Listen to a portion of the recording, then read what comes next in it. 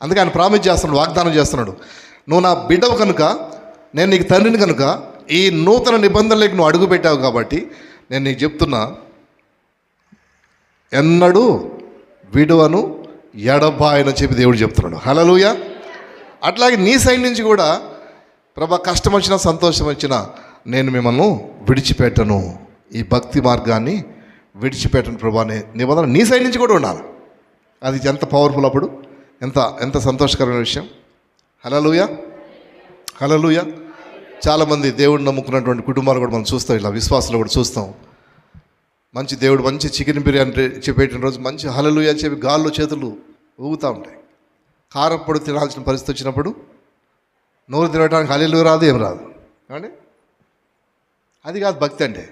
కారప్పొడి ఉన్నప్పుడు దేవుని స్తుతించాలా, బిర్యానీ ఉన్నప్పుడు కూడా, డ్యూటీ ఉన్నప్పుడు దేవుని స్తుతించాలి, డ్యూటీ పోయినప్పుడు కూడా. మళ్ళీ డ్యూటీ ఇవ్వగల